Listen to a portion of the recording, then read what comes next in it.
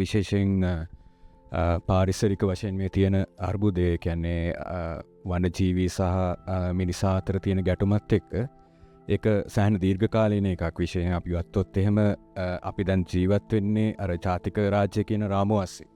එතකොට දැන් වෙනකොට අපිට ඇවිල්ලා තියෙනවා කාලයක්. ඒ කියන්නේ හිතන්න, ඒ කියන්නේ අපි මේ ජාතික රාජ්‍ය කියන එක ඇතුලේ ගේන දේශ සීමාව නැත්නම් අර බෝඩර්ස් කියන එක දේශ සීමාව විතරක් නෙමෙයි. ඒ කියන්නේ බෝඩර්ස් කියන අදහස තියෙන ඒක කියන්නේ මිනිස්සු සහ වනජීවීන් අතර අඳින්න ඕනේද කියන තැනක තමයි අපි ඉන්නේ. එතකොට දැන් මේ ආටිකල් එකේදී මට ගොඩක් කියන්න ඕන උනේ විශේෂයෙන් මේ නව රජය ආවට පස්සේ ඒකේ කෘෂිකර්මාන්ත ඇමතිවරයා ඔහුගේ මංගල කතාව මේ නව පාර්ලිමේන්තුවේ ඒකෙදී කියනවා. ඒ කියන්නේ මේක ගොඩක් උඩුදුවන ප්‍රශ්නයක් වනජීවී සහ මිනිසා අතර තියෙන ගැටලුව. විශේෂයෙන් ගොවි ජනතාවට ඒක ගොඩක් බලපාලා තියෙනවා. ඒ කියන්නේ රටේ තියෙන ආර්ථික තත්ත්වය සහ ඒ දේවල් එක්ක තව ඒක ගැඹුරු තැනකට ගෙනහිල්ලා තියෙනවා.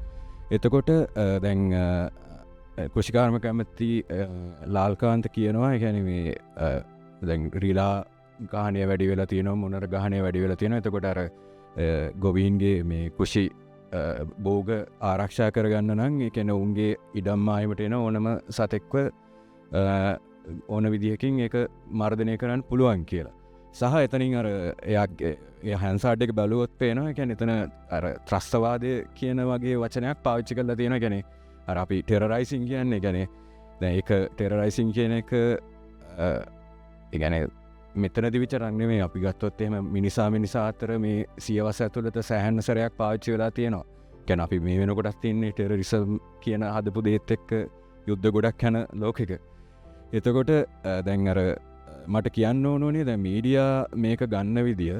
කියන දැන් ලාකාල් ඇමතිවරයා කිව්ව දේත් එක්ක ඒ කියන්නේ අපි දීර්ඝකාලීන විසඳුම් හොයනවා නම් ගෙනියන්න ඕනේ. කියන්නේ කොහොමද මේක වඩා සෞභාග්‍යවත් නැත්නම් මොකක්ද ඒකට කියන්නේ සස්ටේනබල් කියන්නේ තිරසාර තැනකට විසඳුමක් ගේන්න ගෙනියනවා නම් මොන වගේ දේවල්ද අපි ගන්න ඕනේ කියන එක. කියන්නේ මේක අපේ සමාජයේ මෑත කාලීනව නැත්නම් පෞගේ අවුරුදු 30ක විතර විශේෂයෙන් ඔය නියෝලිබරල් ප්‍රතිපත්තියාව කාලේ ඉඳලා වැඩිච්ච ප්‍රශ්නයක්. ඒ කියන්නේ සෑහෙන උඩුදුවල තියෙන්නේ. ඉතින් අපි මං හිතන්නේ මේ මෑතකදී තිබ්බ ඡන්දවලදී මිනිස්සු ඡන්ද පාවිච්චි කරලා රජයක් පත් කර ගැනීමෙන් බලාපොරොත්තු වෙච්ච වගේ එක දෙයක් ඒක. හැබැයි වැඩේ තියෙන්නේ අර එතනදී මේ දේවල් බලාපොරොත්තු වුණාට සමහරලාට මේ ප්‍රශ්නේ තියෙන්නේත් මිනිස්සුන්ටමයි. කියන්නේ ඒ කියන්නේ ගොවි ජනතාවට ඒගොල්ලන්ගේ භෝග මේ හානි වීම නිසා ආදායම අහිමි වෙනවා. එතකොට අපි ඉන්නේ තාම ආර්ථික අර්බුදයක. ඒකෙන් ගොඩ එන්න උත්සාහ කරමින්. එතකොට දැන් මේ දේවල් එක්ක ඒක මීඩියා ගොඩක් පාවිච්චි කරනවා. හැර හැදිලා තිබ්බ දේශපාලන පක්ෂපාතීත්වය සහ ඒ දේවල් එක්ක මේක ටිකක් අර හොඳ දෙයක් විදියට ඉස්සරහට ගේන්න. ඒ කියන්නේ සත්වෙන්ට ඕන දෙයක් කරන්න පුළුවන් කිව්ව කතාව. එතකොට දැන් ගොඩක් ඔය පුද්ගලික නාලිකා තියෙන අපි දන්නවා. ඒ කියන්නේ මොන විදිහටද ලංකාවේ මීඩියා පාවිච්චි වෙන්නේ කියන එක මේන් ස්ට්‍රීම් මේවා. එතකොට ඒ දේවල් වලද පාවිච්චි කරලා තිබ්බ විදිහක් තමයි මේ ඒ කියන්නේ ඒගොල්ලෝ ගිහිල්ලා මේ මිනිස්සුන්ගෙන් ඉන්ටර්විව්ස් අරන් තිබ්බා. සහ ඒකෙන් දැන් අර අපි ඒක තේරුම් ගන්න ඕනේ. ඒ කියන්නේ දැන් ගොවි ජනතාව ගත්තොත් ඒගොල්ලෝ බලාපොරොත්තු වෙන්නේ ශනික විසඳුමක්. ඒ කියන්නේ මේක කොහොම හරි මේව කරලා අපේ භෝග ආරක්ෂා කරලා අපිට ආදායම වැඩි කරලා. එතකොට දැන් ඒ ඉන්ටර්විව්ස් වලින් ඒ කියන්නේ ඒගොල්ලෝ කියනවා. හැබැයි ඒගොල්ලෝ කියන්නේ කියන්නේ මේ විසඳුම හොඳයි. ඒ කියන්නේ ඇමතිවරයා කරපු කතාව හොඳයි. ඒක මේ වගේ දෙයක් කිව්ව එක ඊටාම හොඳ දෙයක් විදියට. හැබැයි වැඩේ තියෙන්නේ කියන්නේ ඒක හොඳ දෙයක් විදියට ඒක කෙටි කාලීනව අරගෙන තවදුරටත් වැඩක් නෑ. මේක මෙච්චර උඩුදුවලා තියෙද්දි. එතකොට එතනින් එහාට මේක වඩා තිරසාර විසඳුමක් ගොඩනගන්න ගෙනියන්න පුළුවන් තැන් මොනවද කියන එක වැඩියෙන් මිනිස්සුන්ට ගෙනියන එක තමයි වැදගත් වෙන්නේ. ඉතින් අර දැන් මේක ASCII හැදිච්ච නැරටිව්ස් එක. ඒ කියන්නේ මිනිස්සුන්ගේ ඉන්ටර්විව්ස් වලින් උනත් ඒක බැලන්ස් කරලා හදන්නත් පුළුවන්. ඒ කියන්නේ අවශ්‍ය නම් ඒ කියන්නේ මේ ගැන විශේෂඥයෝ ඉන්නවා. ඒගොල්ලෝ කියන අදහස් අරගෙන මෙතන ඊට වැඩිය හොඳ ඩිස්කෝස් එකක් හදන්න පුළුවන්. හැබැයි එහෙම වෙන්නේ නැහැ. කියන්නේ ඒගොල්ලෝ තියෙන දේවල් එක්ක බලන්නේ අර සමහරලාට ඉතින් අර තියෙන දේශපාලන තත්ත්වයක් එක්ක මේ දේවල් ඒ විදිහට පාවිච්චි කරාම මේ වගේ වාසි ගන්න දේවලුත් අනිත් පැත්තෙන් හැදෙනවා. ඒ අර ආඛ්‍යානයන් නැරටිව්ස් ගොඩනගෙන විදිහත් එක්ක. එතකොට දැන් අර මට කියන්න ඕනේ ආටිකල් එකෙන් ඉතින් අර ලාල්කාන්ත ඇමතිවරයා කියනවා මේ ඒ කියන්නේ අර වනස් සත්වයන් ත්‍රස්තවාදයෙන් ගණයට දාලා ඉතින් අර දැන් මීට කලින් කාලවලත් ලෝකයේ කියන්නේ මේක මිනිසා අතරම වෙලා තියෙන කෙන අපේ රටේම උදාහරණයක් විදිහට ගත්තොත් කියන්නේ ද්‍රවිඩ සමාජයත් එක්ක ඇතිවෙච්ච සිවිල් යුද්ධය වගේ දේවල් වලදී ඒ නැරටිව්ස් හදිච්ච විදිහ අපි හරියට බැලුවොත් එහෙම ඉතිහාසයේ එක කාලවකවානුවල ඒ දේවල් ගොඩක් අර කෙනෙක්ව අපේ කෙනෙක් නෙවෙයි නැත්තම් දැන් මෙතන ඉඳන් ඉන්න කෙනෙක් මං කියනවා මගේ කෙනෙක් නෙවෙයි යා වෙන කෙනෙක්. අර අදරින් කියලා කන්සෙප්ට් එකක් තියෙනවා. අර ඒ විදිහට තමයි ඒක හැදෙන්නේ. يعني එතකොට අපි හිතනවා මේ දෙමළ මිනිස්සු මුහුණ දෙන ප්‍රශ්න අපේ ප්‍රශ්නයක් නෙවෙයි කියලා. يعني සිංහල කොමියුනිටි එක හරි අනිත් කොමියුනිටිස් හරි එහෙම. අර එහෙම තමයි දේවල් හැදෙන්නේ සහ අර සමාජයක් ඒ කියන්නේ ඛණ්ඩනය කරන්නේ. එතකොට දැන් අර වනසත්ත්ව මේකෙදිත් ඒ වගේ එකක් හදනවා. ඒ කියන්නේ දැන් මෙතන අපි ඉරක් ගහලා මිනිස්සු ඉන්න ඕන කැලලකුයි කැලේ තමයි මේ වනසතුන් ඉන්න ඕනේ කියන එකයි කියලා එක එහෙම කියන්න බෑ. ඒක හරි ආටිෆිෂල් දෙයක්. එතකොට දැන් අර මේ නැරටිව් එක වෙනස් වෙච්ච විදිය මම පොඩක් බැලුවේ. කියන්නේ මීඩියා වල ඒක හදලා තිබ්බ විදියත් එක්ක.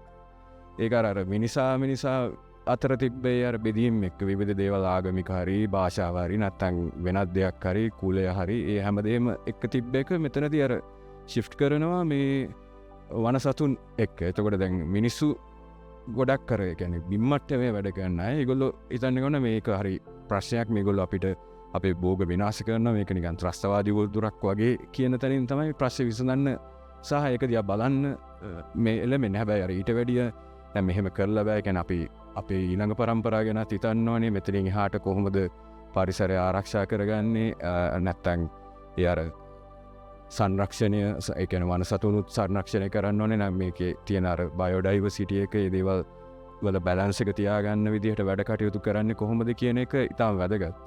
ඉතින් අර ඒම හදන්න නැතුව අර විදිහට තමයි ගොඩක් තැන්වල ඒ අර නැරටිව්ස් හැදෙන්නේ. ඉතින් අර මට මේ ආටිකල් එකේ කියන්න ඕනේ කියන්නේ දැන් අපි මීඩියා ගත්තොත් එහෙම දැන් තියෙන මේන්ස්ට්‍රීම් මීඩියා විතරක් නෙවෙයි. කියන්නේ රූපවාහිනිය ගුවන්විදුලිය පත්තර නෙවෙයි. ඒව ඇත්තටම ටික ටික අර අවුට්ඩේටඩ් වෙමින් සහ ඒක සමාජ මාධ්‍ය සහ ඒවා එක්ක මුහු වෙමින් තමයි දියුණු වෙන්නේ. ඒක විශාල ප්‍රවණතාවයක් අපි දන්නවා. ඉතින් පෞද්ගලික කාලවල ලංකාවේ ජන නැකිටීම් වගේ දේවල් ගත්තත් ඒකට සමාජ මාධ්‍ය කියන එක දරුණු විදියට පාවිච්චි වුණා.